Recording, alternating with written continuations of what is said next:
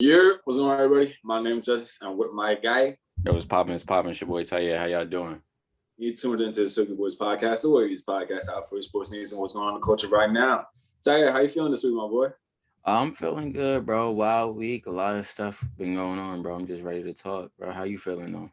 I'm feeling good. Not doing too much this week, but just overall calm, cool vibe. But bro, it really just hit me like last week, bro. We only got like a month of school left, bro, before the semester is over, bro, which is nuts, bro. Yeah, bro. That's that, bro. I have no words for that, bro. I'm just gonna say, like it's just wild, bro.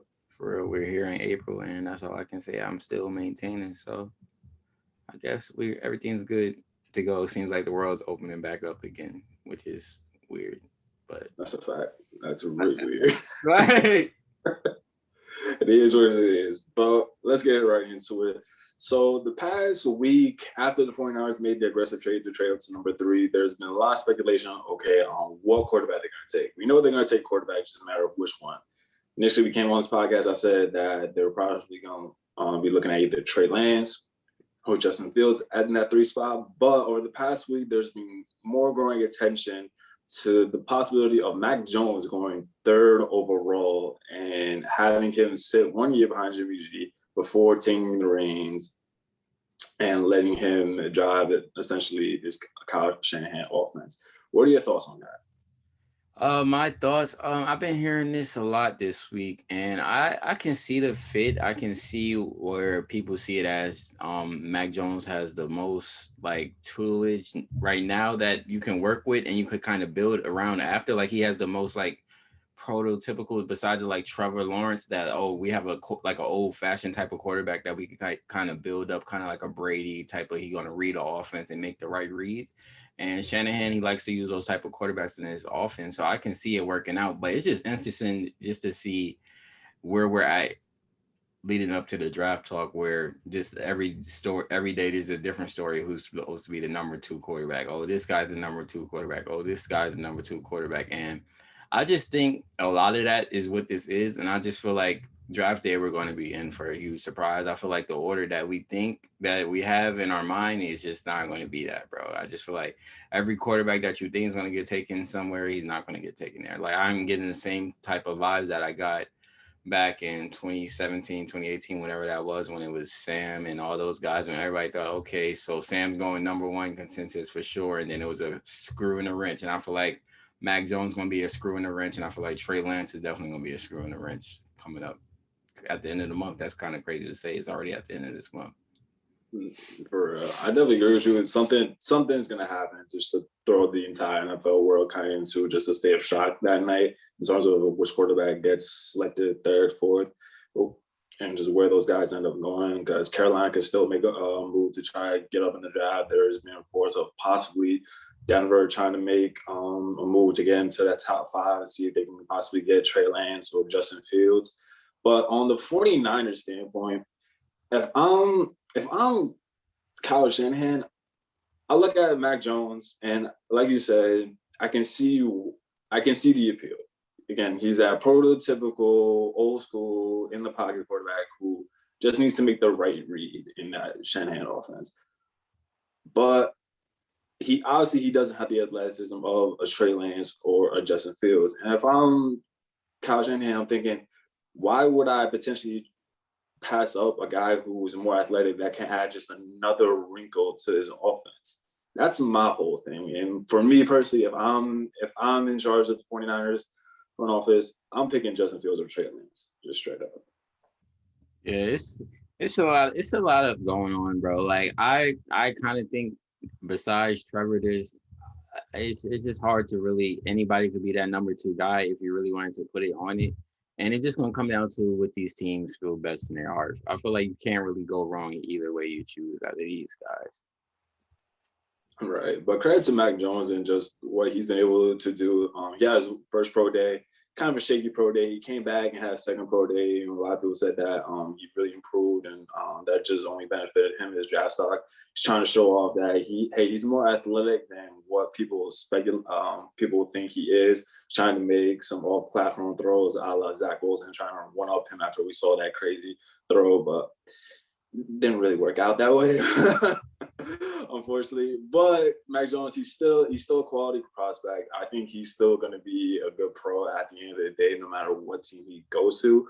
And it's just interesting to see like what we've seen like from 3 weeks ago when there was potentially of him going outside the top 10 and seeing that potentially the Patriots might draft him at 15, or he might go somewhere in that 12 to 15 range, and now he's showing up all the way to being a potential top 5 pick. So just shout out to Mac Jones on that. Yeah, shout out to him, bro. And just even from then, even before then, just to see this guy as Tua's backup, who people was like, oh, is he really going to be able to step in and produce? And he's been able to go even further than we even thought. So that's just shout out to him on that part too.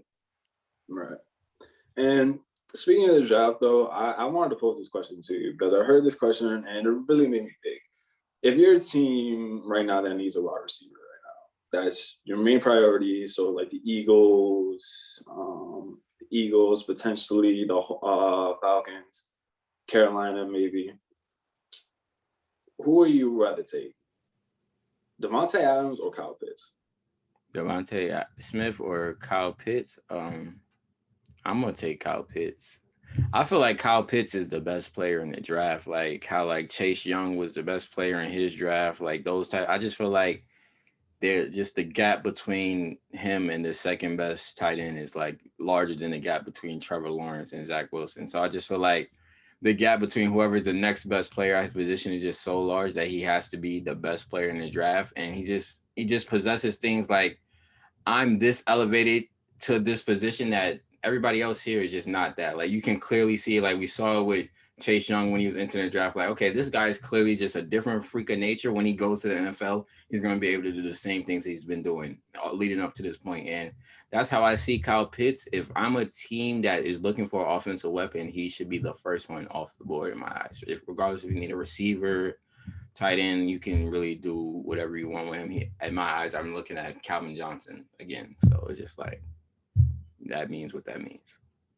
Right, yeah. Like when I look at Kyle Pitts, he reminds me of basically the offensive version of Tyrann Mathieu, basically coming in where you could literally just put him at any spot, like wherever you want on the offense, and just he's going to be able to produce, whether it's going to be lining up in the slot as a wide receiver or coming off the line as a tight end, or even as a blocking tight end for your run game, which we still need to see because he didn't do a whole lot of blocking in Florida. That was just Florida's system. They didn't run the ball like that. So that's still kind of a question mark in his game. But overall, like you said, just being a freak of nature, be able to go up and get balls, be able to just win on one-on-ones against some of the best receivers, some of the best corners this past season. Like, he's not definitely going to be a problem. And, like, it's just so interesting to see, like, again, him being compared to Devontae Adams, who had a Heisman winning season. Yeah, but we were saying since week 3 or 4 that Kyle Pitts should have been in the Heisman talk. He had 9 touchdowns in like 3 games. So it's not like he didn't have a crazy season last year too. So it's just like he had the same amount of hype around him. And it's just that like it's really pick your poison. I just feel like Pitts just is easier to help whoever that quarterback is. Like he's going to help that quarterback more than Smith would help. Even though Smith is an all-pro talent, it's kind of be like, or like if you have an Odell on your team, like, yeah, you have to work your way to get the ball to Odell or something like that. You don't have to work to get the ball to Pitts. Like he's going to help your quarterback no matter what. Like, kind of like a Gronk safety net, a Travis Kelce safety net. He's just going to be there for you, especially if you got a young quarterback like the Dolphins or the Eagles or something. Like that's exactly what you need. And if we're talking about for the Falcons, the league better hope that doesn't happen. Like secondaries better hope that doesn't take place, because if you got to guard Calvin Ridley, Julio Jones, and then Kyle Pitts, that's a long night. Like period. And the Arthur Smith offense, that's a long night, man. And it helps with Kyle Pitts too, considering the fact that you mentioned he is 6'5", and he also just ran a 4.40 in his pro day. So you're guarding two Julio. So like, what? Like, there are two Julios, both with insane catch radius. Both of them be able to big body on those cornerbacks and just be able to go get the ball and just big plays overall. Probably one of the best route runners in the league in Calvin Ridley. So it's just like, pick your poison with that. So I kind of want to see him go to the Falcons, bro. Like, they deserve some new found energy in that stadium. That stadium's too beautiful to have that weak team playing in there, bro. So bring Kyle Pitts today, bro. Mm-hmm. And they can wait a year to get a quarterback. Even though like next year's quarterback class isn't going to be so much hype as this one, but they can still go out and get a guy. Exactly. Like, if you give Matt Ryan a Kyle Pitts type of guy to add to his offense, he could have another type of MVP caliber season, especially with Drew Brees out of that conference. All you really got to worry about, hey, can we beat Brady and these guys? And that's not hard if you just build a right offense, bro. Mm-hmm. That's definitely a fact, man. So let's go ahead and get into just a little bit of the culture right now. So a lot of news covering the culture. So which one you want to start off first? Let's start with what I predicted. I predicted last week, if we run it back, I said word for word, something's going to happen to Justin LaBoy. I said it's coming up. It's soon around the. I didn't know it was going to happen the week prior next, but the cultural critic, the toxic guy of the culture has finally been touched, bro. How do you feel about this? Allegedly. It was alleged until the footage of Quavo came out, and I was like, okay, it was true. Diddy had to release the footages, so his new star signee is not out here looking bad. He's like, okay, no, Quavo, we're gonna have you looking bad in the public right now, my guy. So the Migos, they did what they do. They assembled and they put their hands on Justin LaBoy. In Atlanta, late night at a nightclub somewhere. My overall just reaction to it, I texted you when you told me news. I was like, wait, what? Like, at first I just kind of didn't believe it. But hey, sometimes that's what happens when you're talking about someone's girl in an online platform, and it just so happens that her ex is there too. So, and not even that, following you talking about someone's girl after they come onto your platform, they break up, and you still doing a whole press run surrounding this interview. So yeah, we got to touch you, and that was just for the men. Like that touching, that ass whooping, whatever they did to you, was just for the men that you've been disrespected in the past 8 months of your career, bro. I really hope this made you look in the mirror and like, oh, maybe I should stop. Maybe this is not just the internet. People are really gonna come see me outside, and they did. I just want to know, how did people touch Justin LaBoy before they touched academics? I don't know how academics has been untouched all these years, and Justin LaBoy 1 year in has been touched already. That is hilarious. That's a fact. Like, just thinking about academics' career going back to like 2013, 2014, bro. This entire time, like the closest that he really got was the Migos. Was Migos and Vic Mensa. Those are the only two opportunities that really were close to really popping off into a certain situation. Exactly. Other than that, boy, yeah, skated by. But I just want to congratulate the Migos, because they move as a unit, regardless of what you want to say on and off the court. They move as a unit, and I respect them for that regardless, bro. This is not the first time we've seen them get into a jumping type of situation. We've seen them try to jump Joe.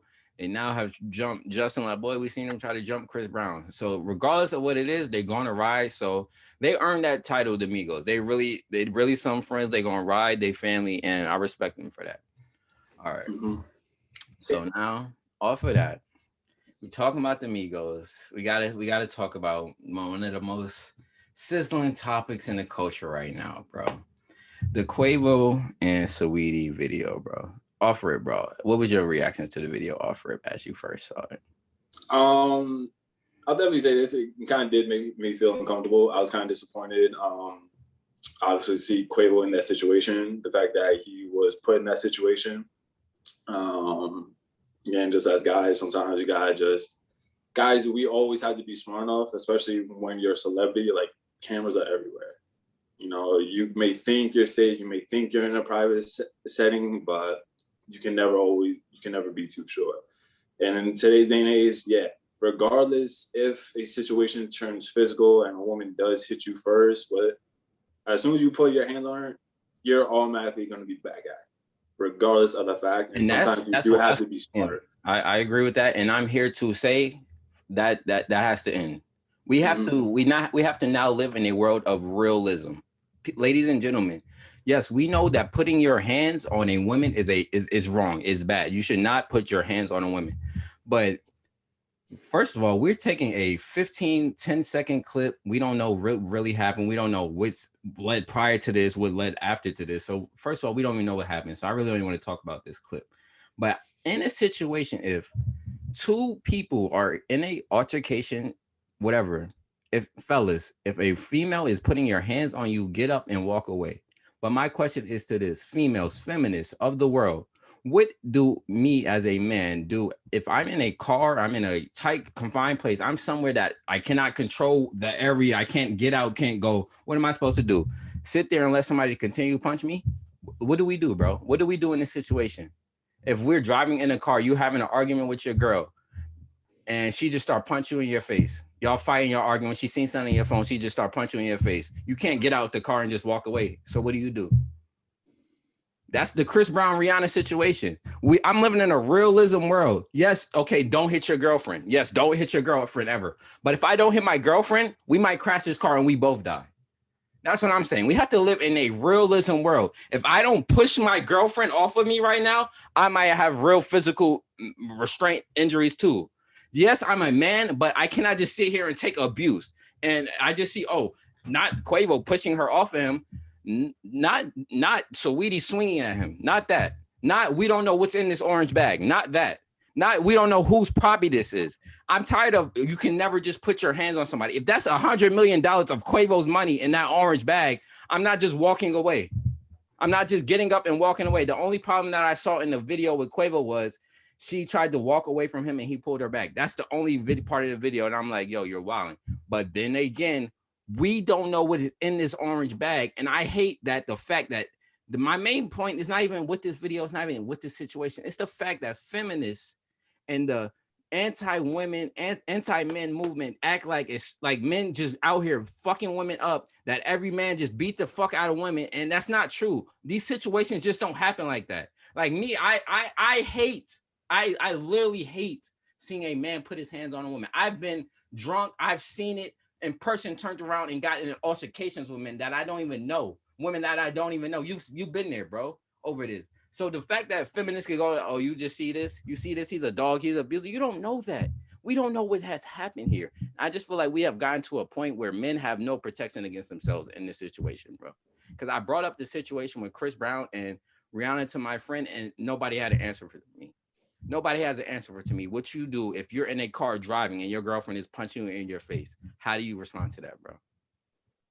Right. Without it being physical abuse, without it being domestic violence, how do you control that situation without? You can't. Not saying punch her in the face, not saying do what Chris Brown did, but you're gonna have to grab somebody up. You're gonna have to hold somebody's hand. But feminists are gonna look at that as abuse. Now, all I'm gonna say is, can we look at this as in a world of realism? Yes, we know that domestic violence is wrong, but as a human being, you have to look at the world as realism. We know what right and wrong doesn't always go. It doesn't always happen. So take a look at that and move along into this world. And I just hate that all these Twitter warriors that just be out here who probably never been in a real relationship, have never even talked to a real person in real life, that never even had a real contact with people. This feminist movement, men should never. Y'all don't know until y'all really in these situations. And it upset me that people just jump off the roof like, oh, all men's are dogs because of this. And now this situation just has me. I'm just going to wait and see. Both parties are being investigated, not just one party. Both parties might have criminal charges against them, not just one party, how the internet would make it seem. And then off of this, bro, if domestic violence is so bad, why are the same people that say, oh, Quavo is a dog, Why was Solange trending on Twitter the same day, saying where was Solange at? Hmm. So why would what Solange did to Jay-Z, not saying, oh, feeling bad for Jay-Z, why would what Solange did to Jay-Z in that elevator be okay versus what Quavo did? And that's where my problem with the feminist movement lies. Like, if y'all want to say we need to be right all the time, then y'all have to keep that same energy throughout everything. I won't have a problem with y'all if y'all keep that same energy. And that's my problem with the feminist movement as a whole. Because at one point we could say let's kill Quavo, but the same day we're trending Solange. Like, okay, Solange should have been there. Like, you see what I'm saying, bro? Like, you see the flaws in that? Right. Yeah. You can't pick and choose situations just because. Yeah, it basically just that. You can't pick and choose certain situations to be upset over and be angry at one. It's literally the same situation or same type of situation, just involving someone else, just of a different gender. Exactly. And like we've just been like, and we as a society have just been so caught up in that just because it's been so normalized. Not necessarily normalized. Well, kind of. Well, yeah, kind of like it's been essentially normalized. Well, yeah, like obviously again, guys don't hit your girl. If you can't get out of the situation, get out of that situation. But again, it goes back to like this whole double standard issue of, hey, if you put your hands on me, like don't be surprised if I put my hands on you. And regardless of that fact, like, yeah, guys in this situation, in this state right now, we're always going to be looking at the bad guys regardless. Even if like we can be here, we can have black eyes, but as soon as we shove her, all of a sudden she goes running into the police or whatever, all of a sudden we're looking at assault charges. Even though we might have a black eye or might be bleeding from our nose from her.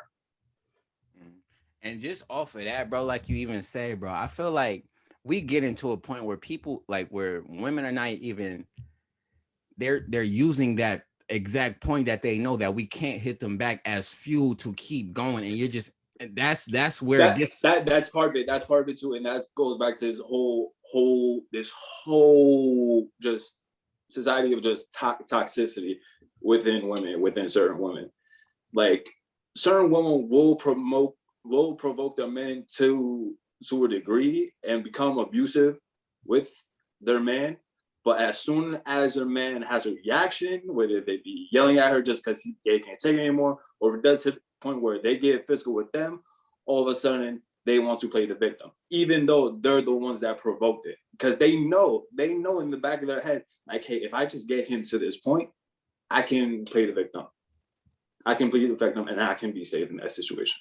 And that's all I'm saying is when we have those type of women, it's just going to make it hard for the people who are really going through these situations to get the help that they need. Because if we're allowing just the girl who cried wolf, if we're going to keep allowing that, when the real shit happens, nobody's going to come and listen.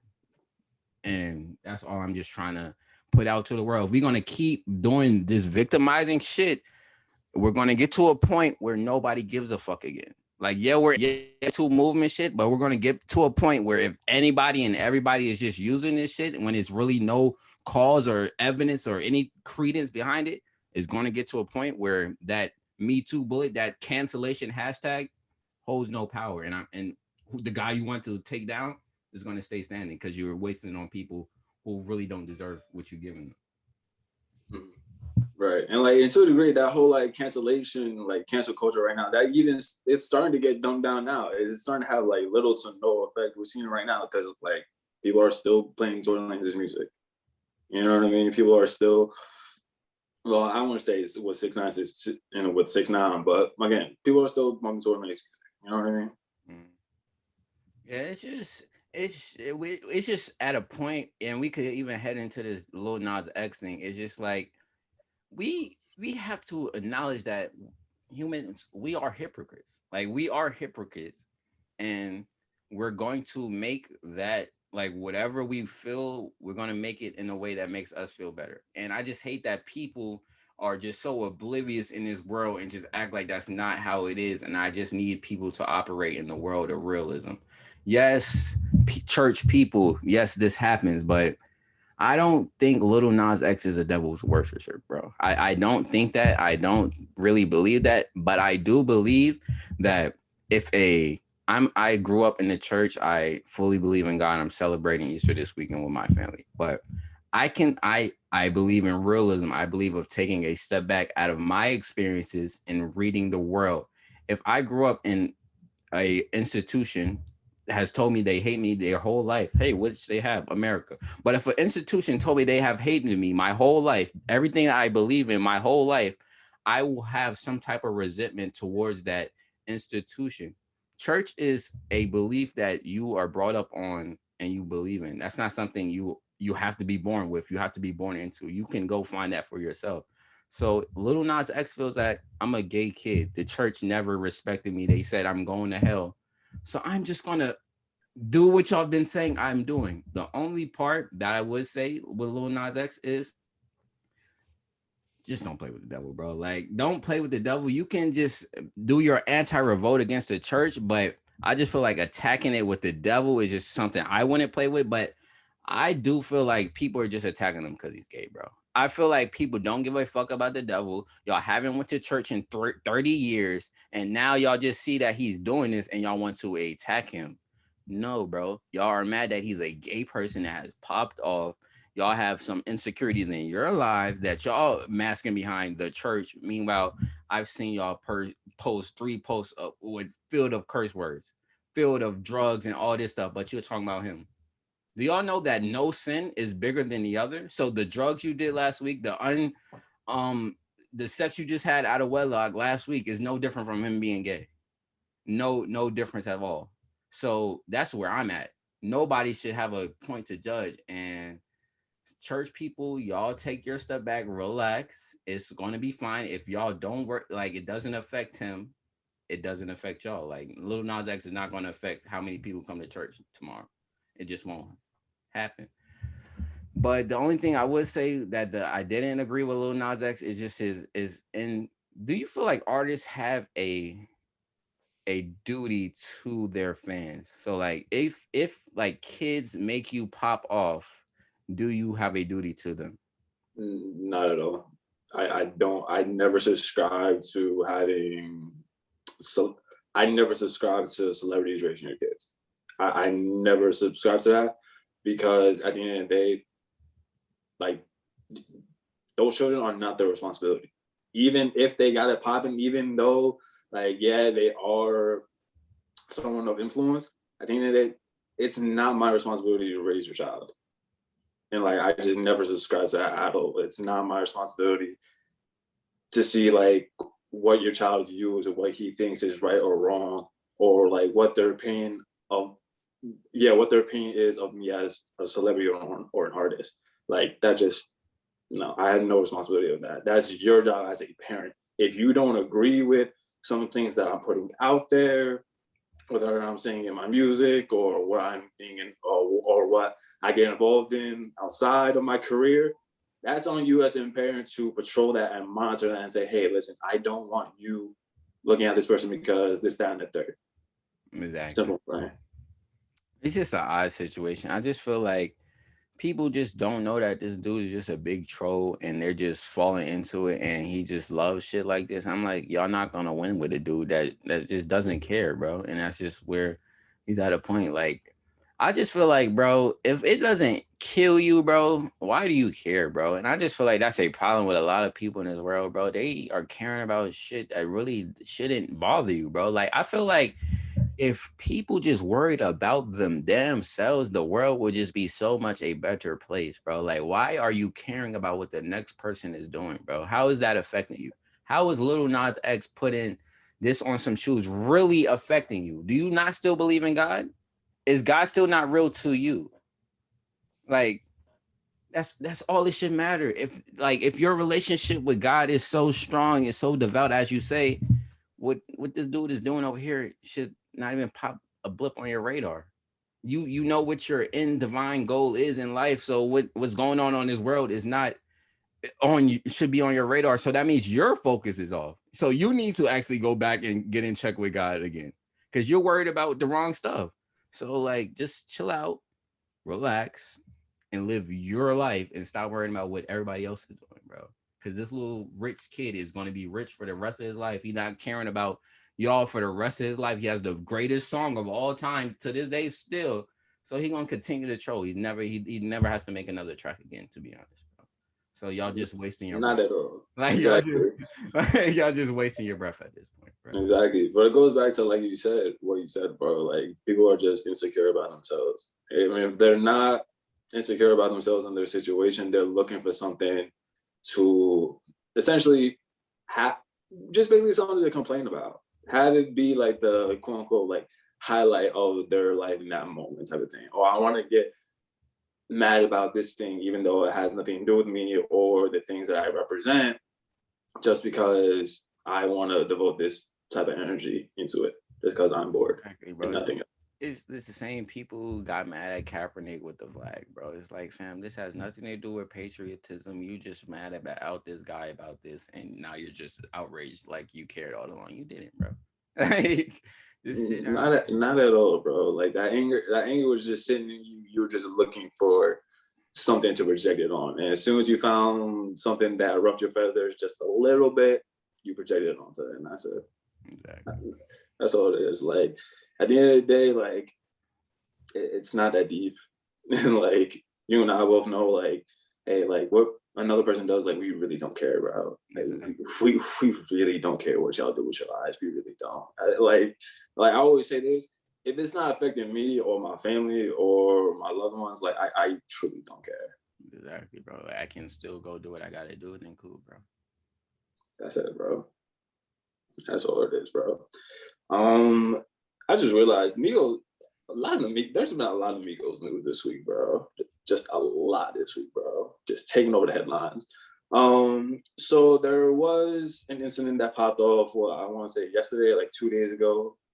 Basically, there's been speculation about JT and Young Miami of the City Girls potentially having beef right now.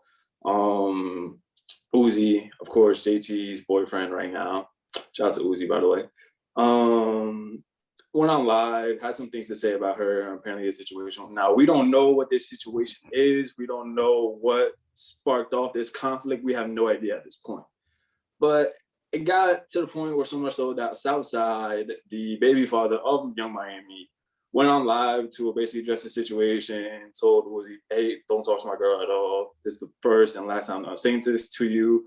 And basically just wash your mouth because I'm the one that's saved you before, because Offset was trying to rob you one night. Offset probably at the crib too, like, yo, fam. Like you didn't need to bring that up at all. Like I don't know what's more funny, bro. Offset trying to rob Uzi or just Southside bringing that up in just the heat of his rant, bro. It's the fact that the Migos are the industry thugs, man. Like, can they sit their ass down somewhere, fam? Y'all have made it. Why are y'all still doing this street shit to other rappers at that, man? Like, yo. And like you're doing this to prominent rappers too. It's not like you're doing this to like low level people. No, you're doing this to prominent rappers. And I want to know, Offset, if this is indeed true, like why are you trying to rob Uzi? What did Uzi say to you? I'm hoping this was like early Uzi days, like hopefully 2015, 2016. This is like when Offset was fresh out of jail. He was still going through the motions, and I'm hoping this is back then. I'm hoping this is not anything past 2018, bro. Because if it is, I have a lot of more questions than this. than this. If this is post Bad and Bougie, we have it. Like Uzi is on Bad and Bougie. That's why I'm like, fam, y'all greatest song of your group, the nigga is featured on. So what were you jumping him for? Like, what were you trying to rob him for? That verse? Like, you were trying to take his chain as payment for that verse? Like, on top of the money that he already on top of that? Like, what do you?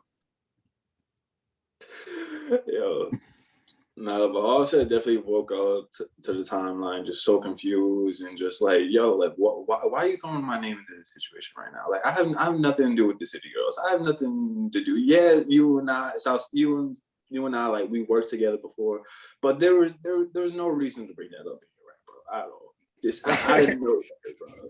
Out of nowhere. Offset always just trends. It's just in the conversation when he be chilling, bro. Like when fucking Quavo and Saweetie broke up, Offset was trending, bro. Now Offset just be at home with his wife chilling, bro. And y'all keep bringing him into the discussion. Let that man live a peaceful life, bro. Like he's not in the news cheating anymore. Like he's cool. This is why I hate when people call other people toxic, because really toxic niggas be trying to chill, bro. That's what y'all don't get, bro. They be trying to chill, not be in the mix, but y'all be pulling them out of the woodwork. Like Offset has not said a word in 10 months. He has not said anything. He has not even put out a song, a verse, nothing. He's been cooling, bro. He told y'all to vote, got his wife back, and has been chilling ever since.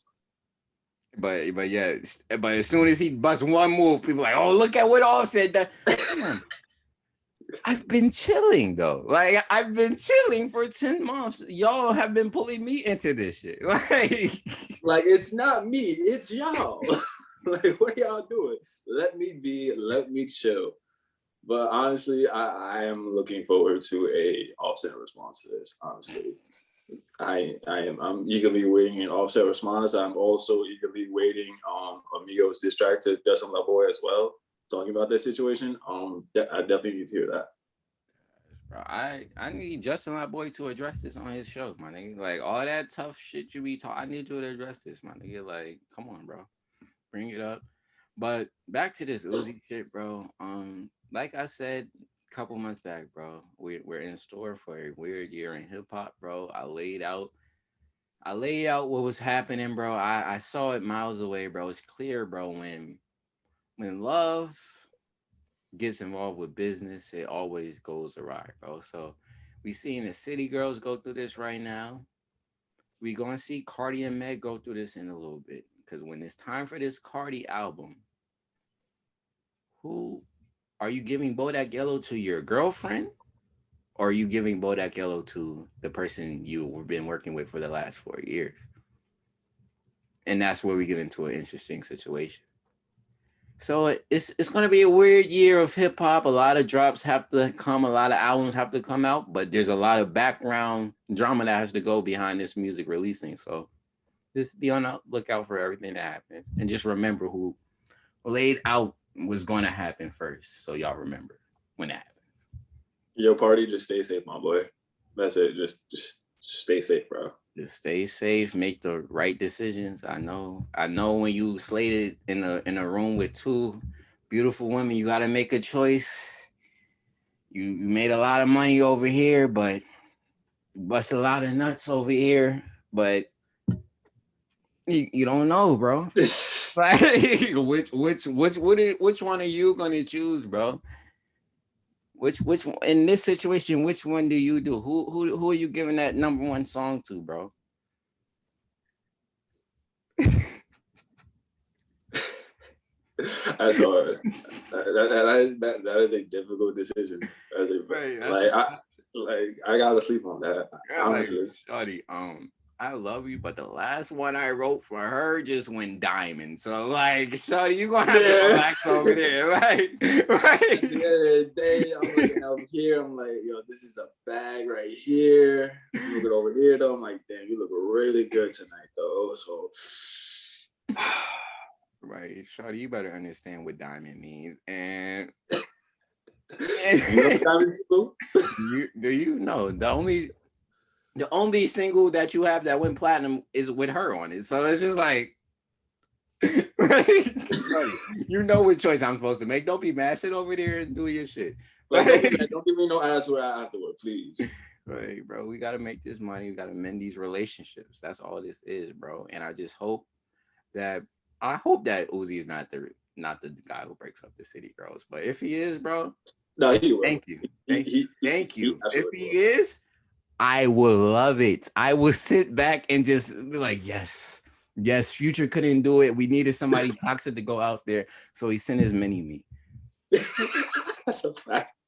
So he sent his mini-me. Pluto couldn't do it, so baby Pluto had to do it. I had to end all this city girl talk, bro, because the city girls, they introduced this new wave of women that we have. So the Toxic King had to send down his one and begotten son to say...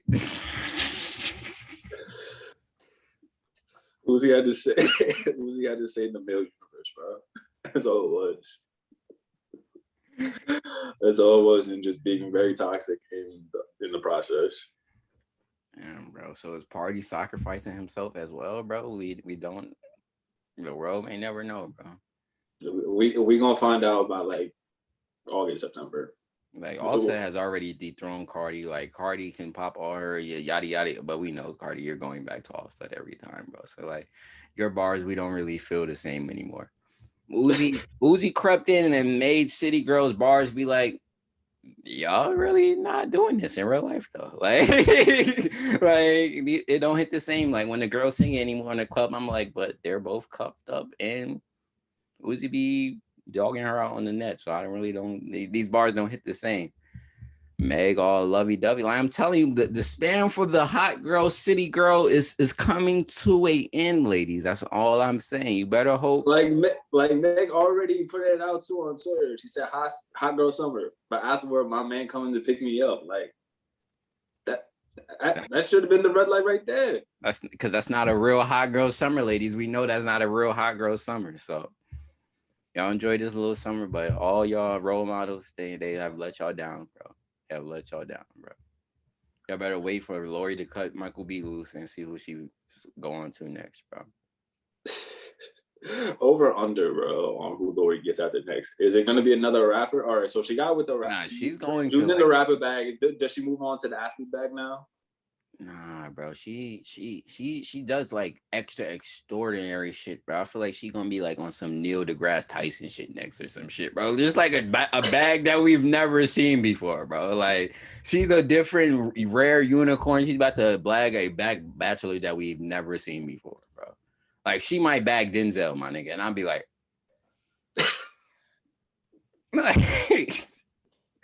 like what voodoo do you have, man?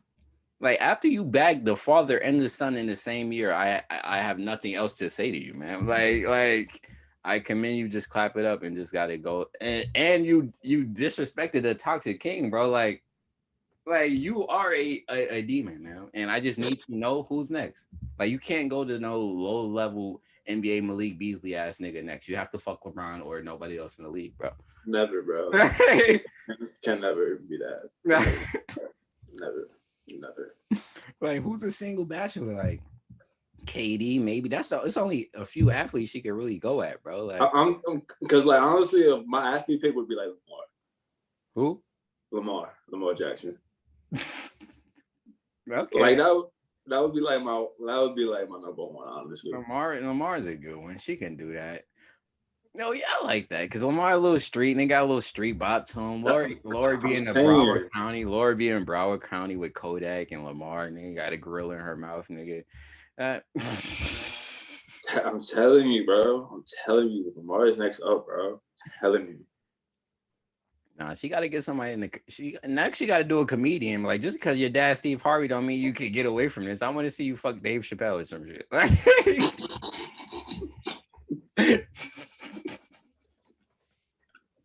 Steve Harvey would kill Dave Chappelle with that happen, bro. Just the thought of that is hilarious. No, what if Gronk tried to hit? Like that would be even more. Gronk? After he threw Steve Harvey's head down, you remember that shit on New Year's, bro? I forgot about that. No. That's hilarious. I'm telling you, she's about to get it. Just get with a wild white boy. Next. Chet Hanks, bro. That's the next move, bro. That's the next power move, bro. Young Chetty, white boy summer mixed with Chetna. Yup. That's the one. That's the one. That's the one. Be on the lookout in the next year. Watch out. Cause Chet got money girl. Too, nigga. He rich as hell too. Like he got the name, he got the money, and he likes black girls. It's all right there for him. Nigga, this is some dynasty shit. Let's marry our two dynasty together, nigga. The Harvey Hanks dynasty, nigga. That'd be wild, bro. Future would have that little white nigga dangling over a balcony somewhere.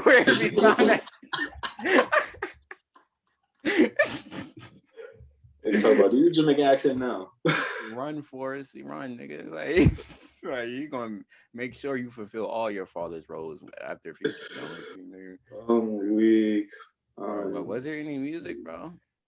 Yes, bro. There was. The Queen dropped, bro. Oh yeah, Shantel May. I haven't had a chance to, bro. You haven't had a chance, bro. I gotta listen to it, Shantel, bro. You said we getting you on here when you drop the album. The album is dropped. I'm DMing you today. Like no games. We got to get you on the Zoom call in the coming weeks, man. That's all I'm gonna say. I'm putting it out there in the universe. I know you're gonna be on here in a couple weeks, bro. So that's all I gotta say, bro. But yes, she dropped The Queen, Shantel May, her debut project. Don't Let Them See You Cry. Calm Low EP, only about 7 songs, less than 30 minutes. Listen to it. This was a great introduction into her as an artist overall, just be able to show her immense vocal talent on a bunch of these songs. The 2 that really stuck out to me were Waiting and Yours. Yours in particular, because she gets into that kind of lusty, like sexual bag, and that's something that we just haven't seen from her in the features and the singles that she's put out before. So those 2 really caught my eye. And overall, she's just a young, up and coming R&B star in making. And like I said, this was just a great introduction to her as an artist. Like I said, bro, y'all know who I compared it to already. I haven't listened to it yet, bro. Heavy Aaliyah vibes. Y'all know what's the deal. And I'm telling you right now, when you do listen to that, you're gonna get those vibes all over again. I'm telling you, they're just gonna strike home all over again. I'm telling, we need it, bro. Like that's what was so great about the '90s, bro, and like what kind of made the '90s probably like I'll say probably the second greatest era in music. I'll say the '70s the best, but what made the '90s so good is you could have a Whitney, you could have a Mariah, you could have all these different type of people, and a Janet Jackson, and I feel like and then Aaliyah, and I feel like now we missing that Aaliyah. Like, yeah, we got our real soulful like pop stars. We got Summer, we got SZA, we got Ari, we got Snow, but we need our Aaliyah that can do both and still go make that pop record, go make a rock the boat. And I feel like Chantel's it, bro. And I just feel like it's really that Canadian juice that Drake brought in here, bro. And I just feel like the Canadian takeover is here, bro, and we just gonna have to, like, there was the British invasion, it was all these different type of musical waves that we've seen. I just feel like that Canadian rush is coming, bro. It definitely is, man. Like you said, Drake about 10 years ago opened the door for him, and ever since then we just seen overall just a lot of talent just come out of Canada and that Toronto area. Big things, man. I'm moving up to Toronto soon, man. Yeah, like that's on the list of possible moving destinations, bro. Canada, like I'm excited what's next in Canada seems like the place to be, bro. Not because of Shantel, but because of Shantel. Yeah. But like, let's be real. Like, yeah, like Shantel, like take me to scores, bro. Like, show me where you grew up on some real shit. That ass, like you gotta show me the trenches. All that, bro. So Shantel released. Who else released? Bango Freddy. I just got put on to him. About recently, got put on to him. Released album. So far, I listened to it. Well worth the listen. Got a couple features on there. You got a feature with May. Yeah, Young Dolph on there. Big Dirty. Overall, really good. Trap. There's overall really good trap album. I think you should give that a listen. I think there's a couple songs on there that you rock with. And bro, yeah, I heard like I be seeing him on like Instagram and shit, but I never like listened to his song. I'll check it out. But other than that, I don't think it was other music I saw. Just I know Rod Wave went 125 first week. Really? Yeah. So he's here. That's all I'm gonna say.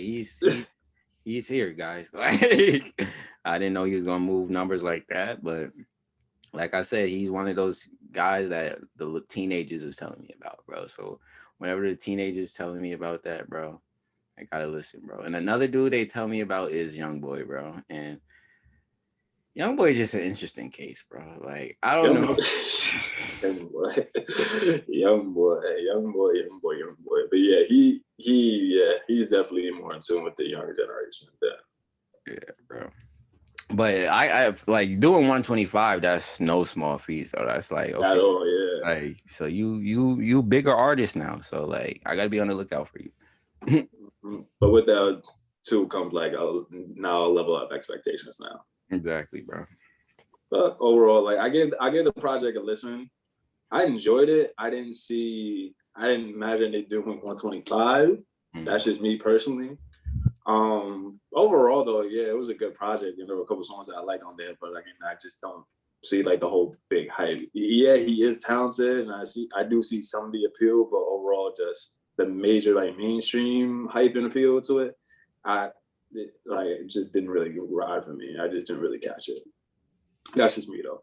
Yeah, bro. Like I said, bro, I'm at the point in my life where I understand there's young kids that's moving the music now, and I'm not in the prime real estate anymore, and I just gotta accept that now, bro. Like the artists that are popping off now, they not looking my radar. Like the artists I like are veterans now, and that's type crazy to believe that Uzi and these niggas are veterans, bro. Like Meek is our OG in the game. Like what? That's a fact. Like Meek and Drake are OGs. Like that's a fact.